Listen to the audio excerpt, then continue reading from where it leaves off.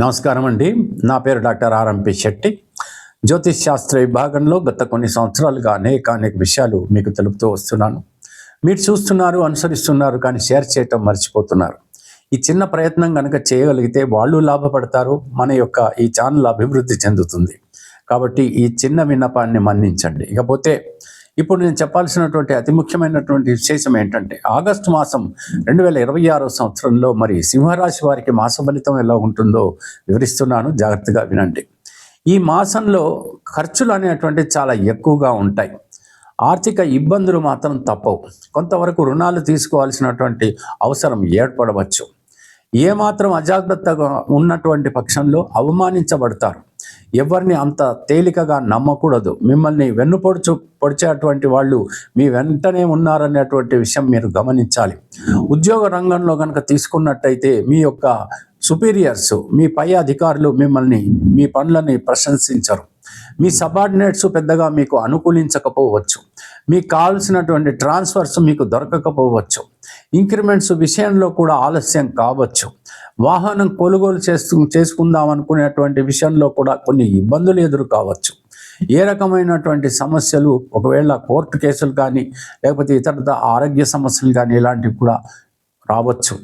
ఇకపోతే అప్పులు దొరకకపోయినటువంటి పక్షంలో అనవసరంగా ఏదో రకంగా అప్పు చేసి ఇంటికి కావలసినట్టు వస్తువులని కొనుక్కోవటం మాత్రం మానేయాలి. ఈ మాసం అంతా కూడా విందు వినోదాల్లో, శుభకార్యాల్లో పాల్గొన్నప్పుడు మీరు కొంచెం కోపం, క్రోధం ఇవన్నీ కూడా మానేసి మీరు మితంగా మాట్లాడి మీ మర్యాదను పెంచుకోగలగాలి. ఇకపోతే దూర ప్రయాణాలు చేస్తున్నప్పుడు మాత్రం గాయపడకుండా చాలా జాగ్రత్తలు తీసుకోవాలి. మరి ఈ యొక్క తీర్థయాత్రలకు వెళుతున్నప్పుడు ఆ యొక్క భక్తిభావంతో మాత్రమే వెళ్ళి ఆ యొక్క దర్శనాన్ని చేసుకుని, దైవ దర్శనాన్ని చేసుకుని మాత్రమే ఇంటికి తిరిగి రావాలి. అనవసరంగా ఇదేదో విలాసయాత్ర, విహారయాత్ర అనుకుంటే మాత్రం మీకు వచ్చేటువంటి పుణ్యం, పురుషార్థం ఏమీ ఉండదు. ఇకపోతే రాజకీయ రంగంలో ఉన్నటువంటి వాళ్ళు కూడా కొంతవరకు అవమానపడేటువంటి పరిస్థితులు ఏర్పడవచ్చు.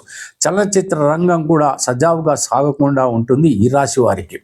ఇకపోతే విదేశాలకు వెళ్ళాలనుకుంటున్నటువంటి వాళ్ళు కొంతవరకు పోస్ట్ పోన్ చేసుకోవడమే మంచిది.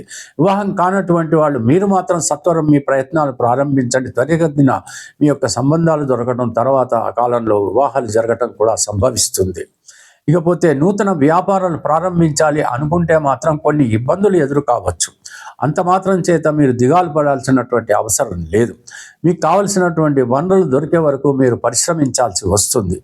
ప్రొఫెషన్ రంగంలో ఉన్నటువంటి వాళ్ళు కొంచెం ధర్మబుద్ధిన కనుక మీరు ఉన్నట్టయితే తప్పకుండా మీకు గౌరవంతో పాటు ఆ యొక్క ధనం అనేటువంటిది కూడా అభివృద్ధించేటటువంటి పరిస్థితులు ఏర్పడతాయి. ఈ విధంగా సాగేటువంటి ఈ మాసం అంతా కూడా ఆ సూర్య భగవానుని పూజించాలి. అంటే ఆదిత్య హృదయం ప్రతిరోజు చదవాలి. హనుమాన్ చాలీసా చదువుతూ కనుక మీరు ప్రతిరోజు గడిపినట్టయితే తప్పకుండా మంచే జరుగుతుంది, శుభాలు కలుగుతాయి. ఇంట్లో కూడా దంపతుల మధ్యన సఖ్యత కొంతవరకు లోపించినటువంటి కాలంలో ఒకరినొకరు అర్థం చేసుకుని కనుక ప్రవర్తించినట్టయితే ఎటువంటి సమస్య రాదు. పెద్దలు కూడా మిమ్మల్ని దీవించేటువంటి పరిస్థితులు ఉంటారు. ఇకపోతే పిల్లలు కూడా వాళ్ళ చదువులు చదువుకుంటూ మిమ్మల్ని ఎట్టి పరిస్థితుల్లోనూ విసిగించరు. ప్రేమికులకు పెద్దగా అంతగా గొప్పగా ఉండేటువంటి మాసం మాత్రం కాదు. అనవసరమైనటువంటి మనస్పర్ధలకు గురి కాకుండా ఉండటమే మంచిది. సాధ్యమైనంత వరకు ఒకరినొకరు అర్థం చేసుకోవటానికి ప్రయత్నించాలి. ఈ రకంగా సాగుతుందండి ఈ మాసం అంతా కూడా.